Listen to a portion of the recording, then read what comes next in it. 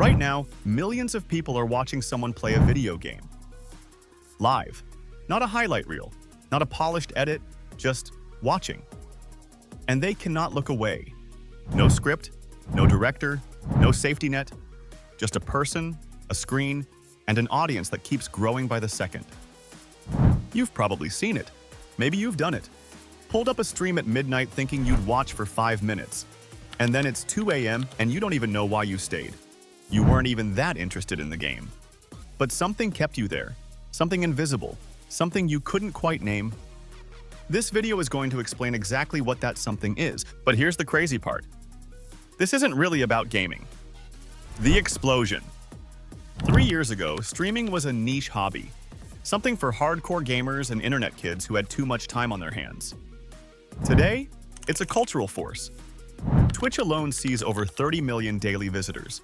YouTube gaming is growing faster than almost any other content category on the platform. TikTok's For You page is flooded with clips from streams that happened just hours ago. And the streamers themselves? They are some of the most watched humans on Earth right now. Not movie stars, not musicians, not athletes with decades of training, people sitting in their rooms playing games, talking to a camera. And this explosion didn't happen by accident. It didn't happen simply because gaming got more popular. Something deeper shifted. Something about how people want to consume content changed entirely. And streaming just happened to be perfectly engineered for that shift. Why people can't stop watching. Think about the last time you watched a YouTube video that had been up for 3 years. You could pause it, rewind it, leave and come back tomorrow. There was no pressure, no stakes, no reason to stay. Now think about watching something live. You can't pause it. You can't come back to it. The moment you close the tab, that moment is gone forever. Whatever happens next, you won't see it unless you stay. That's the first secret. Live content creates urgency that recorded content never can. But it goes much deeper than that. When iShowSpeed reacts to something, and I mean really reacts,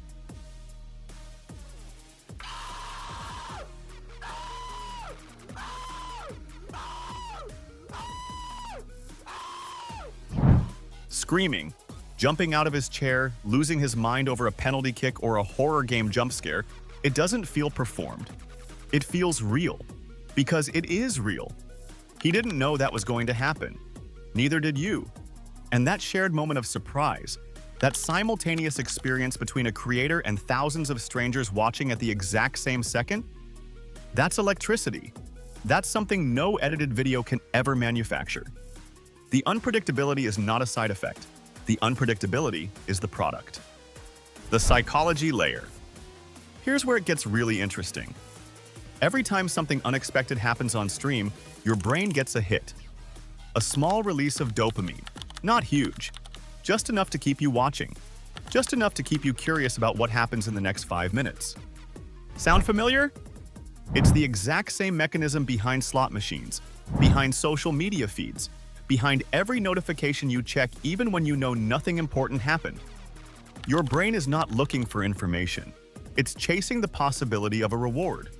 But streaming has something else layered underneath that. Parasocial relationships. You watch someone for 200 hours. You know their laugh. You know what makes them angry. You know their inside jokes, their catchphrases, their entire personality. You know them. And they have never once met you. But it doesn't feel that way. When Ninja streams, his audience doesn't feel like strangers watching a performer. They feel like friends watching a friend. That gap between viewer and creator collapses in live content in a way edited videos almost never achieve. Because edited content reminds you of the distance. Live content erases it completely. Most people don't even notice this happening. They just know they keep coming back.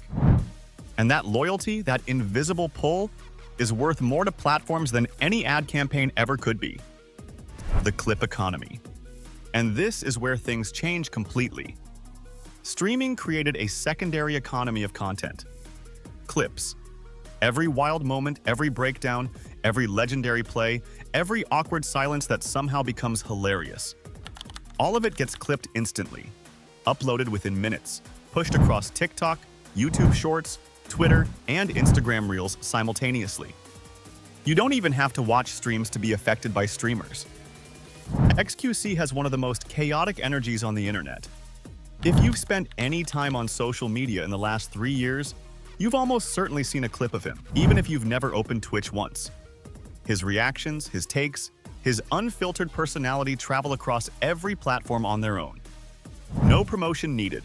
The content promotes itself. The stream is the source. The clips are the distribution network. And that system is what makes streamers unavoidable. They are not contained inside one platform anymore. They bleed into everything, everywhere, all at once. The shift, edited to live. For years, the internet rewarded the polished video. High production value, perfect audio, tight editing, teams spending 40 hours on a 10-minute video.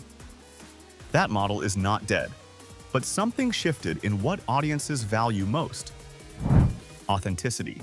Not performed authenticity. Not content engineered to look spontaneous.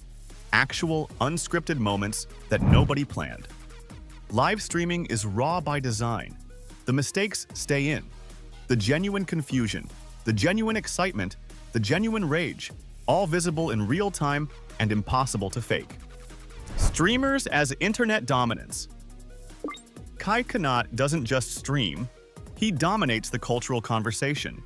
When he announced a subathon, going live for an entire month non-stop, adding time every time someone subscribed, the internet lost its mind. It wasn't a streaming milestone. It was a cultural event, something people planned their days around, checked in on, talked about in school hallways and office group chats like a live sports season. He broke records. But more importantly, he broke the ceiling on what people believed streaming could become. And he's not alone. iShowSpeed sells out real-world stadiums. Ninja fronted major global brand campaigns. XQC signed deals worth hundreds of millions of dollars. These are not niche internet figures. These are mainstream cultural forces whose entire origin story was just a person going live in a room. The culture didn't drag them into the mainstream. The culture moved toward them. The attention system. None of this happened in a vacuum. Platforms built the engine. Twitch's entire interface is designed to keep you inside a stream as long as possible. The live chat, subscriptions, custom emotes, bits, channel rewards, all of it creates a social layer that makes leaving feel like walking out on a conversation mid-sentence. YouTube doubled down on live after watching what Twitch built. TikTok's algorithm serves you clips from streams you never chose to watch.